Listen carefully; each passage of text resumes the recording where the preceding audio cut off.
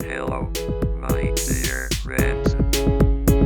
Welcome to my channel. Don't forget to like, share, subscribe, and press the bell icon.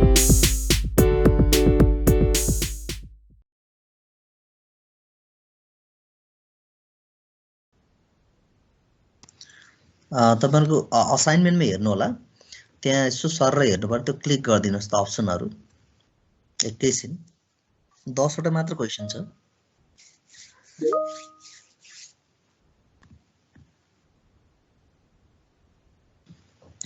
त्यो क्वेशनहरु आइसकेका छ assignment एकचोटी हेरेर feel up गरिदिनु होला यो चाहिँ पार्ट अफ इन्टरनल इभ्यालुएसनको रूपमा चाहिँ हामीले 10 मार्क्स को लागि एकदम बेसिक क्वेशन्सहरु सोधेका छौं यद्यपि यो क्वेशन्सले तपाईहरुको सबै अन्डरस्ट्यान्डिङलाई रिप्रेजेन्ट त गर्दैन तर अनलाइन भर्सनमा हामीले ठुलो भोल्युमको एनालाइटिकल क्वेशन्सहरुमा किनभने हाम्रो तीनटा सेक्सन मर्ज छ त्यसलाई फेरि एउटै फ्याकल्टीले सबैको कपीहरु अहिले चेकिङ गरिराख्ने अथवा चाहिँ त्यो बिग भोल्युमको एन्सर्सहरु अहिले एसेस गरिराख्ने कन्डिसन्सहरु छैन नम्बर अफ पार्टिसिपेन्ट्सको हिसाबले हेर्ने बेलामा पनि हामीसँग थुप्रै छ त्यसो भएको भने अहिले चाहिँ यसलाई काइन्ड अफ एउटा small kind of the part of हुन्छ नि एक्जामिनेसनको रूपमा चाहिँ त्यो सानो क्वेशनहरु सल्भ गर्दै जाउँ अब यद्यपि अब सायद खुल्ने टाइमहरु हुन सक्छ त्यसो भयो भने सायद फिजिकल क्लासेस प्लसमा चाहिँ अब एक्जामिनेसनहरु हुन सक्छ प्री बोर्डको अरु रिमेनिङ पार्टको लागि तर जति पनि यो हामीले जुन एसेस गरिरहेका छौं योहरु नम्बरहरु पनि हामीले चाहिँ काउन्ट गर्ने छौं यो चाहिँ एकदम बेसिक हो तपाईको लेभलको लागि म्याचिङ खालको क्वेशन्सहरु चाहिँ होइन यो प्याटर्नको क्वेशन आउँदैन पनि टु बी अनेस्ट तर हामीसँग अनलाइन भर्सनको जुन क्लासेसहरु भएको हुनाले हामीसँग व्यवस्था छ बाध्यता छ असाइनमेन्टको एउटा चाहिँ एडप्टेसन गर्नको लागि पनि त्यसको फुलफिलमेन्टको लागि र बेसिक अन्डरस्ट्यान्डिङहरु के कतिको छ भन्ने बुझ्ने पनि भयो त्यसो भएको हुनाले यहाँले जे यहाँलाई ठीक लाग्छ त्यो अप्सनहरु मध्येमा त्यो चाहिँ चुज गरिदिनु होला असाइनमेन्टबाट यो 5-10 मिनेट त्यसमा हामी टाइम खर्च गरौँ त्यसपछि अर्को च्याप्टर डिस्कसन गरौँला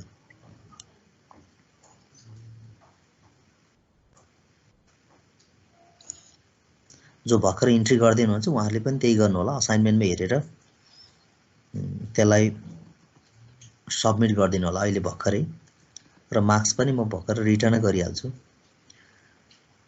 सबमिट भएको छैन सायद सल्भ गर्दै हुनुहुन्छ होला सल्भ गरिसक्नुपछि सबमिट गरिदिनु होला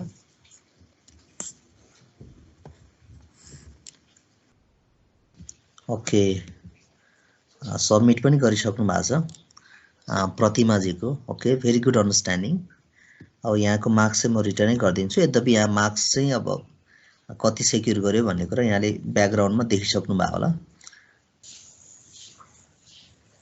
ओके 38 ले कम्प्लिट गरिसक्नु भएको छ and they have got their score as well उहाँहरूले आफ्नो स्कोर पाइसक्नु भएको छ ओके आयुषजीको अझ further nice I didn't have exact word. Okay. Lakshman Pandey ji ko outstanding. हजुर मेरोमा त अहिलेसम्म आएको छैन म भर्खरै हो त्यसो भए यसो गर्नु होला जो क्लासमा हुनुहुन्छ पछि आउनु भएर छुट्नु भएको छ उहाँहरूले चाहिँ क्लास सकेर सबमिट गरिदिनु होला है त र अर्को कुरा चाहिँ जो क्लासमा हुनुहुन्न उहाँहरूलाई पनि टचमा छ भने कन्भे गरिदिनुहोस् भरेसम्म भयो भने सबमिट गरेर लाउनु होला हुन्छ तपाईलाई त्यस्तो एपियर भएन भने एकछिनमा आउँछ होला एकछिन पछाडी तपाईको आफ्नो टाइममा गर्नु होला म रिटर्न गर्दिन्छु पछि पनि हस् सर यस्तो बेसिक कुराहरुमा अथवा यो खालको नर्मल क्वेशन्सहरुमा यहाँले अलिकति बढी स्कोर गर्दिनु भयो भने जस्तो पछि हामीलाई पनि सजिलो हुन्छ आफ्नो स्टुडेन्टको त टु बी अनेस्ट अलिकति राम्रो स्कोर आइदियो भने हामीलाई पनि खुसी लाग्छ अब त्यही मार्क्स जाने हो पछि सो अब हामीले एडभान्स लेभलको जुन एनालाइटिकल क्वेशन्सहरु सोधिरा छैन इभन बेसिक कुरा नै हो त्यसो भएको न यस्तो अलिकति प्याटर्नहरुमा चाहिँ मोर स्कोर भयो भने तपाईलाई पनि राम्रो हुन्छ अब हामी पनि ह्यापी हुन्छ किन तपाईको 40 मार्क्समा पनि त हामी एज अ फ्याकल्टी त सकेसम्म धेरै पाइदियो 35 37 38 हैन अथवा कतिपयको त्यस्तै राम्रो छ भने 40 नै ल्याए पनि विल बी भेरी ह्यापी त्यो भनेको जस्तो एउटा चाहिँ तपाईको पर्सनली तपाईको स्कोरसँग मात्र रिलेटेड हुन्न ओभरअल सब्जेक्टको काइन्ड अफ दी परफर्मेन्सको हिसाबले बिजनेस इन्भाइरोमेन्टमा कति स्कोर ल्याए भन्ने कुराहरु त्यो कुराहरू हेर्न हामीलाई जस्तो हेर्दाखेरि चाहिँ हामी चाहिँ ह्याप्पी हुन्छौँ। तपाईँको मार्क्सले तपाईँ मात्र खुसी होइन, हामी होल फ्यामिली खुसी हुन्छौँ। त्यस्तै गरेर ओभरअलमा त तपाईँको ओभरअल सब्जेक्टहरूमा राम्रो होस् भन्ने त भइहाल्छ। अझ बढी मोर कन्सन्ट्रेट चाहिँ हामी अब अलिकति आफ्नो सब्जेक्टमा पनि हुन्छौँ। सो कोभिडको टाइममा लिएको इक्जामहरूको प्याटर्न हेर्ने बेलामा लगभग धेरै नम्बर लेस नम्बरमा मात्र फेल थिए होइन। हामीले यस्तो कपीहरू चेक गर्ने बेलामा त्यो चाहिँ कलेजमै भएको थियो। अब त्यस्तो त नहोला। जुन सेकेन्ड सेमिस्टरको यहाँहरूको भन्दा एक ब्याच सिनियर ब्याचको चाहिँ हामीले कलेजमै कपीहरू चाहिँ चेक गर्ने अवसर पाएको थियौँ।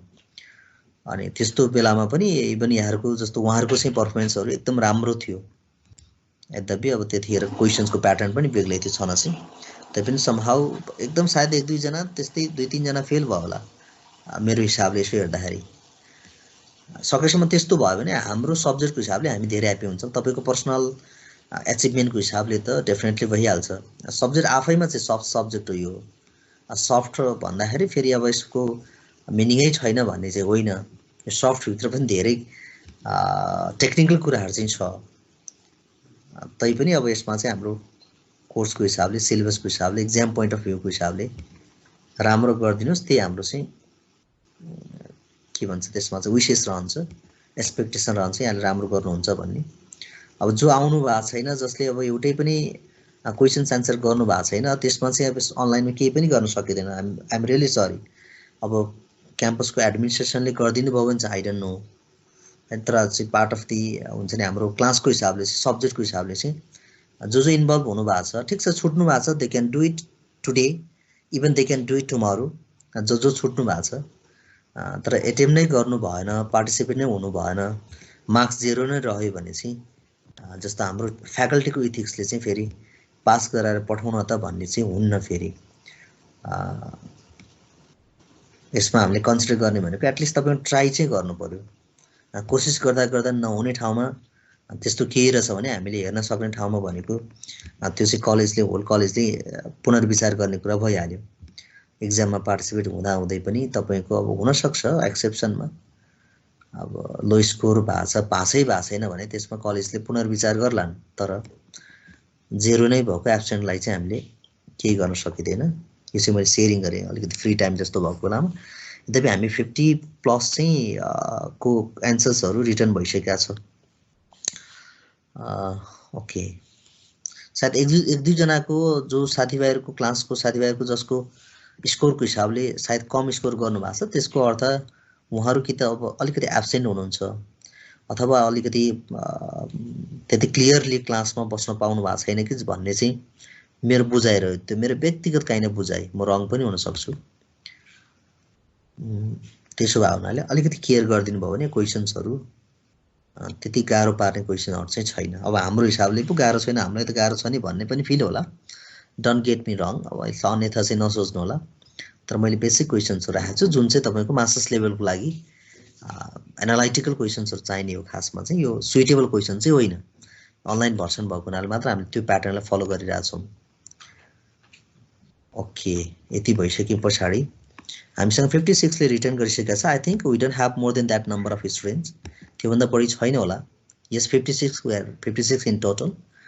अब मैले चाहिँ अब कसरी मार्क्सहरू राखेको छु, I want to show the figure मात्रै। अब इन्डिभिजुअल मार्क्सलाई सकेसम्म डिस्प्ले नगरौँला।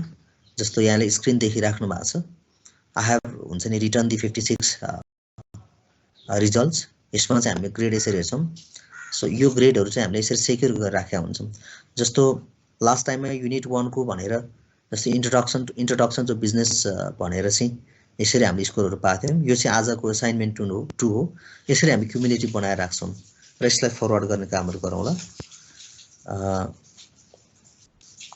यो भयो स्याम्पल मात्रै, केही गर्नु पर्दैन। अटोमेटिकली चाहिँ यो टोटल भएर बसिरहेको हुन्छ। यसलाई एक्सेलमा हाल्ने बित्तिकै, कन्भर्ट गर्ने बित्तिकै एक्सेलमा यो गइहाल्छ।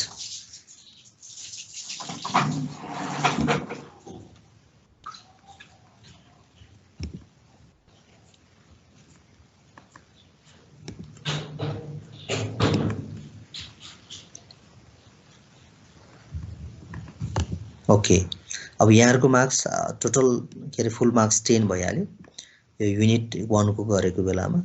त्यसमा चाहिँ कसले स्कोर गरे यहाँ छ यो चाहिँ 0 हो जो एब्सेन्ट यसमा चाहिँ 0 जान्छ जो आउनु भएको छैन हामीले सिम्पली 0 गरेर यसरी राख्छौं अनि अर्को चाहिँ आजको यो 10 मार्क्सको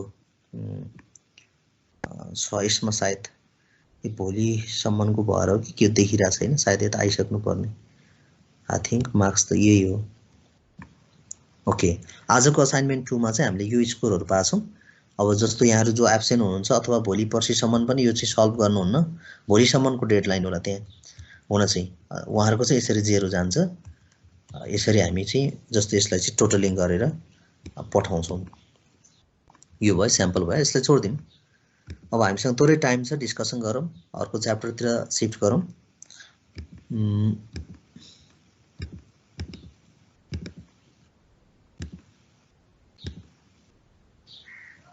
ओके अहिले चाहिँ 57 भएको छ जो पछि आउनु भएको छ उहाँले पनि असाइनमेन्ट क्लास सकिए पछाडी सबमिट गर्दिनु होला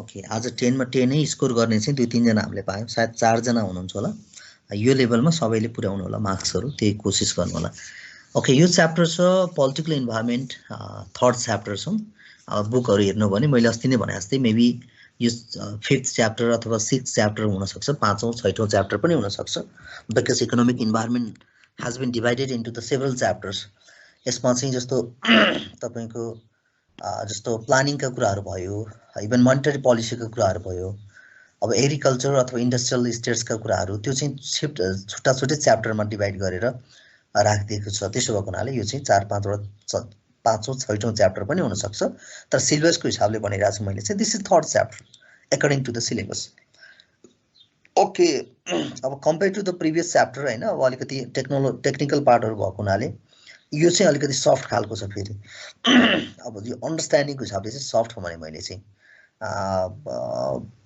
यो भइहाल्यो अनि यो भन्दा पछाडी फेरि हामी जस्तो रेगुलेटरी इन्भाइरोमेन्ट पढ्छौं त्यो चाहिँ अलिकति मोर टेक्निकल पार्ट रह्यो okay so in the second chapter in the third chapter we are going to deal on the top of the political environment so political environment ma of course we do see the conceptual framework how the political environment can be defined त्यो concept हेर्छौं यसलाई define गर्ने कोशिश गर्छौं and similarly we'll try to look at the different हुन्छ नि the components or elements coming under the political environment त्यो भित्रको components हरु के छ त्यसलाई हामी थोरै एक्सप्लोर गर्ने कोशिशहरु इभन मास्टर्स लेभलमा पनि गर्छौं so as we discussed before of course we are going to discuss about the political system and यसको नेचर का कुराहरु भयो features and significance for the business how the political kind of the aspect is playing the vital role to influence the business practices so we'll make the discussion from that aspects too अर्को political स्ट्रक्चरहरु हेर्छौं similar political पार्टीजहरुको जुन प्याटर्नहरु छ त्यसलाई पनि हेरौँला अब यसमा चाहिँ business ultimately चाहिँ we are going to make the connection between that so government and the business हामीले चाहिँ रिलेसनको हिसाबले के छ त अघि भने जस्तै बिकज इन्टर रिलेसनशिपका कुराहरु त डिफरेन्टली छ business is concern related with the government practices its policies are again so directly connected with the business operation त्यो हिसाबले पनि हेर्छौं and government's role in business भनेर केही कुराहरु हेर्छौं हामी चाहिँ बिकज अब हामीले कम्प्लिटली जस्तो वन साइडबाट मात्र हेर्दैनौं सो अल द टाइम हैन government is also responsible to establish the infrastructure to the business and similarly to give the facilities to the business entities for that purpose of course government has to bring this some sort of the favorable the policies त्यसो भएको हुनाले their role is not only to take the accumulate the profit भन्नाले जस्तो tax को हिसाबले tax collection गर्ने मात्र होइन so that is not only the role of the government but more than that they are more responsible towards they must be more responsible towards the business organization to give the assistance to extend the supportive kind of the हुन्छ नि supportive hands towards the business organization so त्यसो भएको हुनाले government is also at certain degree that is responsible towards the business organization त्यो भइहाल्यो अब अर्को साइडमा त business itself is the kind of the हुन्छ नि part of the society which has to fulfill the certain responsibility towards the government. At the same time, there is the responsibility of the business or organization towards the society as well. हैन society प्रति पनि त्यसको चाहिँ के हुन्छ जिम्मेवारीहरू रहन्छन् obviously. And more than that, we'll discuss about the political stability issues का कुराहरू त्यसमा थोरै डिस्कसन गर्छौं. Political risk factors हरू र त्यसको एनालाइसिस हरू थोरै गर्ने कोसिस गर्छौं. अब what we have told is that हैन हामीले चाहिँ आजको डिस्कसन सम्म चाहिँ के भनिरहेको छौं भने political environment is the least predictable factor, least predictable element of the business environment. अरु factors हरू economic environment को पनि त्यतिकै ठुलो impact छ. We can see and realize the huge impact of the economic practices. अब जस्तो हामीले जस्तो even monetary policy का कुराहरू केही कुराहरू हेरिसकेका छौं second chapter मा. Similarly, we saw the different economic systems हैन त्यसले कसरी इन्फ्लुएन्स गर्छ भन्ने कुराहरू, त्यो स्ट्रक्चरले कसरी बिजनेसलाई ड्राइभ गर्छ अथवा त्यसले कसरी इन्फ्लुएन्स गर्छ भन्ने हेर्यौं. इभन हामीले चाहिँ रेगुलेटरी इन्भाइरोमेन्टका कुराहरू डिस्कसन गर्दैछौं, टेक्नोलोजिकल एस्पेक्ट्सहरू डिस्कसन गर्दैछौं. But among these variables, among these components of the business environment, the political environment is the least predictable. एकदमै कम मात्र के गर्न सक्छौं यसको आकलन विश्लेषण गर्न सक्ने कम्पोनेन्टको रूपमा चाहिँ हामी यसलाई डिस्कसन गरिरहेका हुन्छौं. Because it is beyond the imagination. जस्तो अहिलेको जस्तो करेन्ट पोलिटिकल सिनारियो किन नहोस् अथवा हिजोको दिनमा चाहिँ जस्तो इभन सिभिल वारको बेलाको एउटा इन्भाइरोमेन्ट किन नहोस्, इभन डिफरेन्ट टाइमको जस्तो पोलिटिकल जुन भाइब्रेसनहरू हुन सक्छ 19 जस्तो 2046-47 सालको जनआन्दोलनको कुरा किन नगरौँ, 2007 सालको जस्तो डिफरेन्ट काइन्ड अफ मुभमेन्टहरू किन नहोस् हैन, 16-17 सालका जस्तो डिफरेन्ट फेजेसमा घटेका घटनाक्रमहरू अथवा त्यो भित्र भएको पोलिटिकल मुभमेन्ट्सहरूले चाहिँ डेफिनेटली द बिजनेस फ्लोरिश गर्ने कुरामा चाहिँ यसले प्रत्यक्ष के त सरोकार राख्दछ, असर पार्ने कामहरू गर्छ. त्यो मात्र होइन, मुभमेन्टको कुरा मात्र होइन, इभन स्टेबल भएको बेलामा पनि द प्र्याक्टिसेस अफ द के त political parties, the practices of the government and the policies which they have brought to the front of the हुन्छ नि अर्गनाइजेसन. सो संगठनको अथवा बिजनेस अर्गनाइजेसनहरूको लागि एउटा चाहिँ फोर्सफुल सिचुएसनहरू ल्याएको हुन्छन् रुल्सहरू लको हिसाबले. अब त्यसले पनि डेफिनेटली असर पार्ने काम त गरिहाल्छ. अब हामीले चाहिँ यो चाहिँ अब पोलिटिकल स्ट्राइकहरू, डेमोन्स्ट्रेसनहरू, अब अदर टाइप्स अफ दि हुन्छ नि अब मुभमेन्टहरू, इनस्टेबिलिटीको कन्डिसन्सहरू, यसले चाहिँ अब लङ टर्म बिजनेसलाई चाहिँ लङ टर्ममा नै के गर्न सक्छ, असर पार्छ भन्ने काइन्ड अफ एंगलबाट यसलाई डिस्कसन गरिराखेको छौं. अब इन्ट्रोडक्सनको पार्टमा जाउँ. जस्तो हामीले पोलिटिकल इन्भाइरोमेन्ट कसरी डिफाइन गर्ने त भन्दाखेरि चाहिँ अब simply political environment is also the combination of the all factors, all events or conditions which are specially emerging from the political environment and having the direct or indirect impact over the business operation. भनेको के हो त, it is यसलाई define गरेको छ यहाँले माथि हेर्न सक्नुहुन्छ. पोलिटिकल इन्भाइरोमेन्टलाई पनि हामीले बिजनेस इन्भाइरोमेन्टलाई डिफाइन गरेको जस्तै गरेर डिफाइन गरौँ. सिम्पली डिफरेन्स के राख्यौं भने जस्तो it refers to the all हुन्छ नि अल फोर्सेस कन्डिसन इभेन्ट्स भनेर डिफाइन गरेको थियो जस्तो पहिला. अब त्यो यसलाई पनि त्यसरी नै डिफाइन गरौँ. बट मोर देन द्याट हामीले स्पेसिफिक चाहिँ कसरी बनाउँ भन्दाखेरि जस्तो political environment is the sum total of the political events भने यहाँ चाहिँ political events हरू जोड्नु पर्यो, political conditions हरू जोड्नु पर्यो, and so that have direct अथवा indirect के त bearing अथवा impact over the growth or development of the business. So business को development मा अथवा business को expansion मा overall operation मा चाहिँ के गर्छ यसले प्रत्यक्ष वा अप्रत्यक्ष रूपमा असर पार्ने काम चाहिँ गर्छ. यो कन्सेप्ट डेफिनेसन पनि भयो. सो अब यो चाहिँ नर्मली हामीले अघि भने जस्तै जस्तो due to the practices action activities undertaken by the government हैन, अथवा गभर्नमेन्टले चाहिँ लिएको एक्सन्सहरू हुन सक्छ, तिनीहरूले चाहिँ इस्यु गरेको पोलिसिजहरू हुन सक्छ, तिनीहरूको प्लान एन्ड पोलिसिजहरू हुन सक्छ. त्यसको हिसाबले चाहिँ के हुन सक्छ, इभन पोलिटिकल एटमोस्फियर कस्तो छ भन्ने कुरा चाहिँ डिटर्मिन गर्ने काम चाहिँ गर्छ. सो द्याट्स वाइ अब जस्तो गभर्नमेन्टले ल्याउने अब फिस्कल पोलिसी हुन सक्छ अथवा अरू पोलिसिजहरू हुन सक्छ. त्यो काइन्ड अफ द प्र्याक्टिसेसले चाहिँ के गर्ने भयो, यसमा चाहिँ ओभरअल अथवा इन्टायर बिजनेसको एटमोस्फियरलाई चाहिँ यसले असर गर्छ अथवा चाहिँ यसको ग्रोथलाई, बिजनेसको ग्रोथलाई, अपरेसनलाई, प्रोफिटेबिलिटीलाई चाहिँ असर गर्छ भन्ने कन्टेक्स्टमा हामी जोडिरहेछौँ. एन्ड सो अर्को चाहिँ लिस्ट प्रेडिक्टेबल भनेर भनिसक्यौँ हामीले चाहिँ. यस of course that is important point, किनभने एकदमै कम मात्र विश्लेषण गर्न सक्ने पक्षमध्येमा यो हो. Even political kind of the लिडर्सहरू भयो अथवा पोलिटिकल एस्पेक्टबाट गर्ने एनालिस्टहरू हुन सक्छन्, विश्लेषकहरू उहाँहरूको पनि एउटा सर्टेन लेभलको थ्योरिजहरुमा अथवा चाहिँ करेन्ट सिनारियोमा बेस रहेर एनालाइसिस गर्ने कुरा हो। बट तिनीहरूको प्रेडिक्सन पनि के हुन सक्छ, म्याच नहुन सक्छ अल द टाइम। अब यसो गर्न सक्छ, अब 5 इयर्समा चाहिँ यस्तो हुन सक्छ भन्ने कुरा चाहिँ इनस्टेबल कन्डिसनमा चाहिँ प्रेडिक्ट गर्न निकै गाह्रो छ। त्यो एक्सपर्टलाई किन नहोस् अथवा हामी जस्तो नर्मल पर्सनलाई किन नहोस्। So that's why that means हुन्छ नि it introduces the huge risk हो। त्यो भनेको लिस्ट प्रेडिक्टेबल भन्नुको अर्थ नै के हो त, यो एस्पेक्टबाट चाहिँ धेरैभन्दा धेरै ठुलो चाहिँ काइन्ड अफ दि रिस्कहरू चाहिँ इन्ट्रोड्युस गर्ने रहेछ भनेर बुझ्न सक्छौँ हामी। सो अब यसमा चाहिँ त्यो अघि हामीले भनिहाल्यो जस्तो गभर्मेन्टले अथवा चाहिँ गभर्मेन्ट लिड गर्ने जुन पोलिटिकल पार्टिजहरूले जुन खालको एक्टिभिटिजहरू अथवा एक्सन्सहरू चाहिँ अन्डरटेक गर्छ अथवा चाहिँ एक्सनहरू लिन्छ, त्यसको एकर्डिङली नै के हुने हो, मुभमेन्ट्सहरू चेन्जेसहरू चाहिँ आउने हो। सो त्यसो भएको हुनाले अल द टाइम होइन, so even each and every country so they are expecting to have the peaceful condition. जहिले पनि त्यो पाकिस्तान जस्तो कन्ट्री किन नहोस् होइन, चाइना जस्तो बिगेस्ट कन्ट्री किन नहोस्, अब ताइवान जस्तो कन्ट्री किन नहोस्, अथवा whatever be the types of the country होइन, यसको लोकेसन जहाँसुकै होस्, but simply the expectation is the peaceful condition. अब यसले पोलिटिकल इनस्टेबिलिटी अथवा स्टेबिलिटी भयो भने मात्र के गर्छ, यसले चाहिँ पोलिसी स्टेबिलिटी दिन्छ, पोलिसीहरू स्थिर रहन्छन्। त्यो चाहिँ अब एभ्री 6 मन्थमा एभ्री 7 हुन्छ नि एभ्री इयरमा चाहिँ पोलिसीहरू पनि चेन्ज नहुने अवस्था हुनसक्छ, त्यसको कन्टिन्युटी हुनसक्छ। मोडिफिकेसन अमेन्डमेन्ट भन्ने कुरा चाहिँ समयको हिसाबले त्यो आवश्यक पर्न सक्छ, आवश्यक पर्छ डेफिनेटली। बट यसमा चाहिँ के हुन्छ जस्तो यसमा चाहिँ अब जस्तो 90 डिग्रीकै अब हुन्छ नि एङ्गलमा त्यो चेन्जेसहरू आउने गरेर चाहिँ त्यो खालको ह्युज चेन्जेसहरू नआउन सक्छन् त्यो पोलिटिकल स्टेबिलिटी भयो भने चाहिँ। अब सो त्यो कुराहरू भइहाल्यो।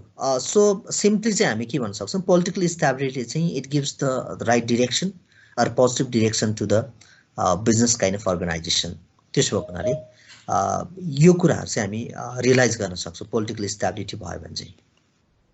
अब among the other political systems हामीले हेऱ्यौँ, डेमोक्रेटिक पोलिटिकल सिस्टम्सहरू अन्डरस्ट्यान्डिङ गरिसकेका छौँ, बुझिसकेका छौँ। अटोक्रेटिक काइन्ड अफ द सिस्टम्सहरू अथवा जसलाई हामीले जस्तो यसमा चाहिँ टोटलिटारियन सिस्टमहरू पनि हामीले हेरिसकेका छौँ, एकतन्त्रीय शासनका कुराहरू। अब इभन कम्युनिजमका कुराहरू भयो अथवा त्यसमा सिङ्गल पर्सन अथवा चाहिँ ग्रुप अफ द पिपुलहरू they are leading the kind of the country, अनि त्यसरी हेर्न सकिन्छ भनेको। So because of the pattern or structure of the political the system अथवा त्यो डेमोक्रेटिक कन्ट्री अथवा डेमोक्रेटिक थट्स भएको लिडर्सहरूले चाहिँ लिड गरिरहेको छ कि कन्ट्री, अथवा चाहिँ अटोक्रेटिक काइन्ड अफ थट्स भएको पिपुलहरूले चाहिँ कन्ट्रीलाई लिड गरिरहेछ भन्ने कुराले पनि अब यसले चाहिँ बिजनेसलाई कति स्पेस दिने भन्ने कुरा डिटरमाइन गर्छ, प्राइभेट सेक्टरलाई कति प्रायोरिटी दिने भन्ने कुरा डिटरमाइन गर्ने कामहरू गर्न सक्छन्।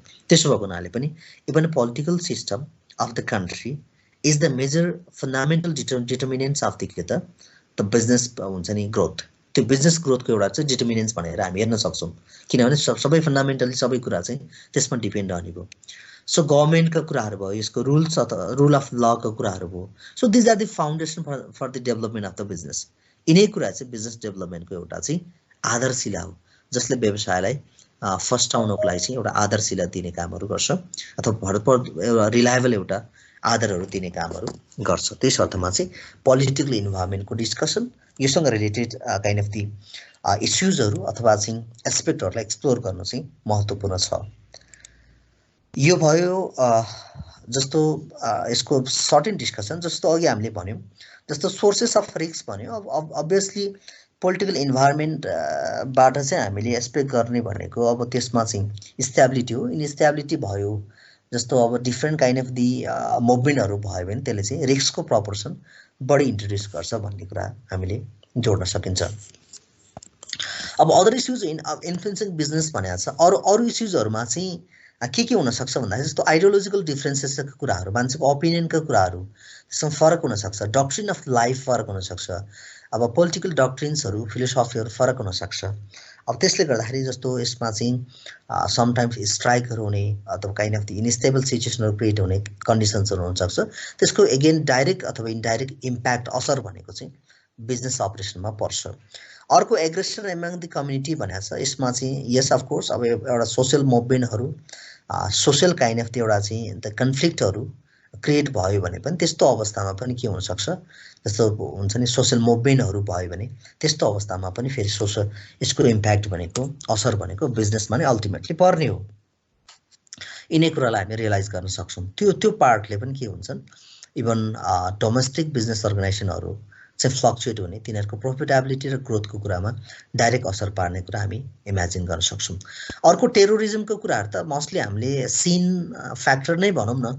अब त्यसलाई अब टेरोरिजम भन्ने कि नभन्ने त्यो अब डेफिनेसनको एउटा पार्ट अर्कै भइहाल्यो होइन। आतङ्कवाद जस्तो हाम्रो जस्तो इभन सो कन्ट्रीभित्र हुने चाहिँ जस्तो हुन्छ नि गन वार भनौँ अथवा चाहिँ के भनौँ, त्यो हिंसात्मक एउटा गतिविधिहरू पनि त्यो भइहाल्यो, टेरोरिजमकै भित्र हेर्न सकिएला।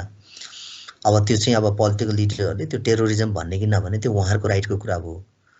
अथवा जस्तो हाम्रो चाहिँ जस्तो क्रस बोर्डर टेरोरिजमका कुराहरू पनि हुनसक्छ, not only in the domestic territory, कन्ट्रीभित्र भएको, कन्ट्रीको डिफ्रेन्ट रिजनमा भएको जुन हुन्छ नि हिंसात्मक गतिविधिलाई मात्र कुरा नगरौँ, आतङ्कवादीसँग रिलेटेड चाहिँ एक्टिभिटी मात्रको कुरा नगरौँ। ओभरअलमा के त भन्दाखेरि एउटा चाहिँ जस्तो टेरोरिजम प्र्याक्टिसेसहरू भयो।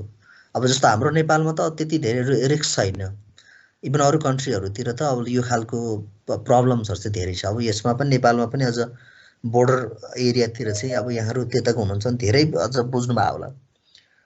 यद्यपि जस्तो हाम्रो किडन्यापिङका केसेसहरू भयो, फोर्सफुल डोनेसनका कुराहरू, त्यो कुराहरू पनि एउटा चाहिँ के हो त, यो चाहिँ काइन्ड अफ टेरोरिजम अथवा चाहिँ एउटा हुन्छ नि unethical practices of the human beings भनेर भनौँ न, त्यसको इम्प्याक्ट के पर्ने भयो। अब बिजनेसहरू चाहिँ जस्तो इन्भेस्टर्सहरू चाहिँ पलायन हुनुपर्ने अवस्थाहरू, इन्भेस्टमेन्टको सेक्युरिटी नहुने अवस्थाहरू होइन। जस्तो अब पहिला त्यो थियो होइन, जस्तो इभन सिभिल वारको बेलामा पनि जस्तो एकदमै फोर्सफुल डोनेसनहरू दिनुपर्ने अवस्था हुन्थ्यो, मान्छेको लाइफकै सवाल हुन्थ्यो होइन, मर्ने र बाँच्नेको सवाल एउटा चाहिँ त्यो भनौँ न त्यो दोसाँतमा मान्छे बसेर चाहिँ बिजनेसहरू रन गर्नु परिरहेको हुन्थ्यो भने त्यस्तो अवस्थामा no one is willing to make the हुन्छ नि डु द बिजनेस। त्यस्तो अवस्थामा जब चाहिँ सपोर्टिभ इन्भाइरोमेन्ट हुँदैन, आफ्नो सेक्युरिटी नै हुँदैन भने त्यसमा चाहिँ बिजनेस इन्भेस्टर्सहरू चाहिँ पलायन हुने कन्डिसन्सहरू रहन सक्छ। त्यो पनि एउटा इन्फ्लुएन्सिङ पार्ट हो, त्यो अलिकति डेन्जरस पार्ट हो। यो चाहिँ गभर्मेन्ट इन्टरभेन्सन भनेको छ, अब गभर्मेन्टको हस्तक्षेपकारी भूमिकाहरू हुनसक्छ, त्यसले पनि के हो त बिजनेसलाई प्रत्यक्ष अप्रत्यक्ष रूपमा असर पार्ने कामहरू गर्छ। अब अर्को चाहिँ लेबर एक्टिभिजमको कुराहरू भयो, लेबर फोर्सेस, लेबर युनियनहरूको, ट्रेड युनियनहरूको मुभमेन्टहरू हुनसक्छ, मुभमेन्ट रिलेटिङ टु द हुनसक्छ अथवा कलेक्टिभ बार्गेनिङ अथवा के त what I mean to say is that अब लेबरको एक्टिभिटिजहरू अथवा लेबरहरूको मुभमेन्टहरू चाहिँ जस्तो चाहिँ कलेक्टिभ बार्गेनिङको लागि हुनसक्छ, further better kind of this remuneration demand गर्नको लागि हुनसक्छ। So for demanding the more हुन्छ नि कन्ड्युसिभ वर्किङ इन्भाइरोमेन्ट हुनसक्छ, सौहार्दपूर्ण कार्य वातावरणहरू बनाउनको लागि हुनसक्छ, इम्प्लोइजहरूको वेलफेयरसँग रिलेटेड कुराहरूमा इस्युमा हुनसक्छ, त्यहाँ चाहिँ के हुनसक्छ डिफ्रेन्ट काइन्ड अफ त्यो मुभमेन्टहरू हुनसक्छ। त्यो भयो भने पनि कतिपय इन्डस्ट्रीहरू त सट डाउन गरेर बस्नुपर्ने अवस्थाहरू पनि हुनसक्छ। सो त्यो भएको हुनाले इभन यो फ्याक्टर्सहरूले पनि बिजनेसलाई चाहिँ असर पार्छ है भन्ने एउटा सानो एउटा चाहिँ इक्जाम्पल हो। अब यो नेचरलाई पनि हेरौँ, though we are familiar with this system होइन, यो चाहिँ यो हामीसँग प्र्याक्टिकली पनि फेमिलियर भएको कुरा, यसमा कोर्सको रूपमा राखिदिएको छ, यसलाई पनि थोरै हेरौँ, ब्रिफली हेरौँ। Nature of Nepalese political systems भनेर, जस्तो नेपालको पोलिटिकल सिस्टमको नेचर के छ त भन्दाखेरि फेडरल डेमोक्रेटिक रिपब्लिकन सिस्टम भइहाल्यो होइन, सङ्घीय लोकतान्त्रिक गणतन्त्रात्मक एउटा प्रणाली भयो, मुलुक भइहाल्यो। सो यसले चाहिँ डेमोक्रेटिक राइट्सहरू जस्तो यसमा चाहिँ मान्छेको जुन अधिकारहरूलाई चाहिँ जस्तो त्यसको चाहिँ उपयोग गर्नको लागि यसले स्पेस दिएको छ, जस्तो ह्युमन राइट्सका कुराहरू भयो। त्यसो भएको हुनाले पावरहरूको डिसेन्ट्रलाइजेसन गर्ने कुराहरू भयो होइन, जस्तो इभन यो डेमोक्रेटिक रिपब्लिकन सिस्टममा पनि अब अटोनोमीका कुराहरू भयो, अब प्रोपोर्सनल काइन्ड अफ द प्रिन्सिपल्सहरू भयो होइन, समानुपातिक अथवा समानुपातिक जुन नीतिहरू छ, पोलिसीहरू छ, त्यसको चाहिँ एडप्टेसन गर्ने कामहरू चाहिँ यो भित्र गरेको छ। सो त्यो वेलफेयर स्टेटहरू अथवा वेलफेयर सोसाइटी इस्टाब्लिस गर्ने यसको मेन अब्जेक्टिभ रहेको छ। अब यसमा चाहिँ न्यायमूलक एउटा सिस्टम्सहरू विकास गर्ने, जस्टिफिएबल के त सिस्टम्सहरू डेभलप गर्ने, अब त्यसमा चाहिँ अब यसमा चाहिँ हुन्छ नि अब सार्वभौमिकतालाई कायम गर्दै, अब यसमा चाहिँ जस्तो समावेशी अथवा इन्टिग्रिटीका कुराहरूलाई मेन्टेन गर्दै, त्यसमा यो खालको जस्तो हुन्छ नि यसमा चाहिँ प्रोपर्टीसँग रिलेटेड राइटहरूलाई मेन्टेन गर्दै, जस्तो इक्वालिटी अथवा हुन्छ नि यो खालको ह्युमन राइट्सहरूलाई चाहिँ फुल्ली युटिलाइज गर्न सक्ने अथवा ह्युमन राइट्सका कुराहरूलाई मनन गर्ने, जस्तो जेन्डर इक्वालिटीका कुरालाई पनि मनन गर्दै अथवा सम्मान गर्दै अगाडि बढ्ने, त्यसको आधारमा चाहिँ यसले कल्याणकारी राज्यको परिकल्पना गरेको छ। सो यो पनि एउटा फिचर हो। अब सस्टेनेबल पिसका कुराहरू, गुड गभर्नेन्सका कुराहरू, सोसियो इकोनोमिक के त डेभलपमेन्ट र प्रोस्पेरिटीका कुरालाई त यसले मेजर पोइन्ट नै बनाएको छ। यसले चाहिँ दिगो काइन्ड अफ दी शान्ति कायम गर्ने, सुशासन कायम गर्ने। अब यसमा चाहिँ सामाजिक के अरे आर्थिक पक्षलाई पनि उन्नतिको मार्गतिर चाहिँ विकास गर्दै लाने भन्ने यसको विशेषता छ। अब अर्को चाहिँ कम्पिटिटिभ मल्टी पार्टी सिस्टम्सहरू छ हामीसँग, प्रतिस्पर्धात्मक मल्टी पार्टी सिस्टम्सहरू छ। Anyone can come to make the competition हैन, पोलिटिकल सर्कलमा चाहिँ भोटिङ गर्ने राइट्सहरू चाहिँ पिपुललाई दिएको छ। अब सिभिल लिबर्टिजका कुराहरू भयो, नागरिक स्वतन्त्रताका कुराहरू अभियसली त्यो छँदैछ। फन्डामेन्टल राइट्सका कुराहरू एकदमै आधारभूत जुन एउटा किसिमको अधिकारहरू, जस्तो अब घाँस कपास लगायतका जस्तो राइट टु एजुकेसन लगायतका कुराहरू पनि यसले चाहिँ सुनिश्चित गरेको छ। अब पेरियोडिक इलेक्सनका कुराहरू पनि यसमा के गरेको छ, त्यो प्रोभिजन पनि छ। हामी चाहिँ निश्चित समयमा चाहिँ चुनाव गर्ने, त्यसबाट चाहिँ फेरि पिपुलहरूकै थ्रुबाट चाहिँ लिडरहरू चुज गर्ने, सेलेक्सन गर्ने सिस्टम्सहरू हाम्रो पोलिटिकल सिस्टमहरूमा छ। प्रेस काइन्ड अफ के त फ्रिडम अफ द प्रेस भनेको छ। अब यो कुरा पनि छ, यद्यपि यसलाई प्रेसलाई कति कन्ट्रोल गरेको छ डिरेक्टली इन्डाइरेक्टली भन्ने कुरा छ। तर जस्तो इभन अहिलेको हाम्रो पोलिटिकल फिचर्सहरूमा चाहिँ यस्तो खालको प्रोभिजनहरू चाहिँ छ जहाँ चाहिँ प्रेसले आफ्नो फ्रिडमलाई चाहिँ फुल्ली एक्सप्लोइट गर्न सक्छ, इन्जोय गर्न सक्छ। अब इन्डिपेन्डेन्ट जुडिसियरीका कुराहरू छ हैन, जस्तो त्यसमा चाहिँ त्यो खालको प्र्याक्टिस छ। यद्यपि अब पोलिटिकल पार्टिजले कतिको इन्फ्लुएन्स गर्छ इन्टरनल्ली, डिरेक्टली इन्डाइरेक्टली भन्ने चाहिँ त्यो चाहिँ next part of the analysis भइहाल्यो। तर सिम्पली अहिलेको जुन स्ट्रक्चरको हिसाबले सर्फेसमा हेर्ने हो भने जुडिसियरी अथवा जुन न्यायालय चाहिँ के छ, स्वतन्त्र रूपमा उनीहरूले काम गर्न पाउँछन् भन्ने हो। अर्को चाहिँ विधिको शासन भन्ने नै भइहाल्यो, रुल अफ ल भइहाल्यो। त्यो पनि हाम्रो जस्तो के छ, जस्तो हाम्रो अहिलेको पोलिटिकल सिस्टम्सहरूको चाहिँ फिचर्सको रूपमा हामी त्यो पार्टहरू डिस्कसन गर्न सक्छौँ। तिनै कुराहरू चाहिँ मेन्सन गरेको छ मेनली चाहिँ। नेक्स्ट भनेको सिग्निफिकेन्स फर द बिजनेस भनेको छ, वाइ दिस इज इम्पोर्टेन्ट भन्दा हाउ हुन्छ नि this type of the political structure or political scenario affects the business practices भन्ने कुरा हामी एक्सप्लोर गर्न खोजिरहेछौँ। अब यसमा चाहिँ सिग्निफिकेन्स फर द बिजनेसको लागि चाहिँ के इम्पोर्टेन्ट छ त भन्दाखेरि, अब हुन्छ नि provision of the peaceful atmosphere भनेको छ। भनेको पिसफुल एटमोस्फियर चाहिँ हुन्छ नि बाई हुन्छ नि किपिङ देयर इन्डेभर, पोलिटिकल लिडर्सहरूको, पोलिटिकल पार्टिजहरूको इन्डेभरबाट चाहिँ जस्तो स्टेबल कन्डिसन्सहरू क्रिएट गरेर एउटा चाहिँ पिसफुल के त एटमोस्फियर भनौँ न, पिसफुल इन्भाइरोमेन्टहरू क्रिएट गर्ने यिनीहरूको जमर्को रहन्छ। त्यसो भएको हुनाले त्यो चाहिँ फेरि बिजनेसको लागि के हो त मोस्ट इम्पोर्टेन्ट एस्पेक्ट हो। अब ब्यालेन्स डेभलपमेन्टका कुराहरू भयो, ग्रोथका कुराहरू भयो, इकोनोमिक डेभलपमेन्टका कुराहरू होइन, सेभरल कुराहरू छन्। बेसिक इन्फ्रास्ट्रक्चरलाई पनि को प्रोभिजन भनेको छ, त्यसको व्यवस्था भनेको यसले इन्फ्रास्ट्रक्चरको कुराहरू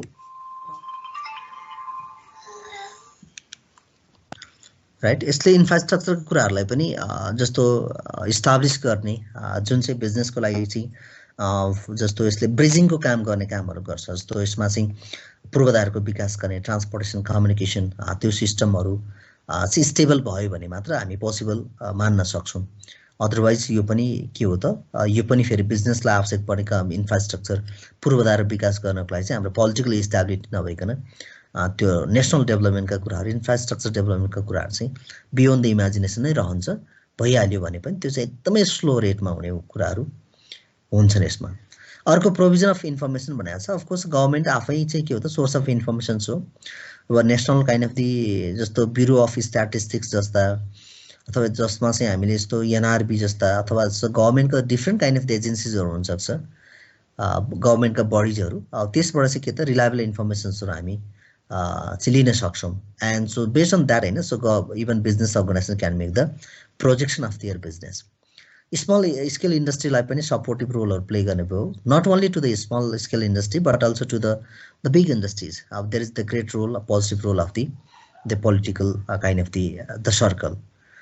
so protection from the foreign competition भनेको चाहिँ यो चाहिँ अब टाइम टु टाइम के गर्न सक्छ उनीहरूले रिभ्यू गर्न सक्छ पोलिसिजका कुराहरू कतिपय चाहिँ प्रायोरिटीका जस्तो आइटम्सहरू हुन सक्छन् जस्तो हामीले चाहिँ इम्पोर्ट सब्स्टिट्युटिङ प्रोडक्ट्सहरू उत्पादन गर्ने कुरा हुनसक्छ अथवा डोमेस्टिक काइन्ड अफ फर्महरूलाई पनि सर्टेन लेभलको प्रोडक्सन दिने कुराहरू चाहिँ त्यो खालको इन्भाइरोमेन्ट गर्न सक्छ यिनै कुराहरू भयो अब टाइम ओभर भएको हुनाले मैले धेरै नबोलाउँ होला आजलाई चाहिँ यति गरौँ Thanks for watching.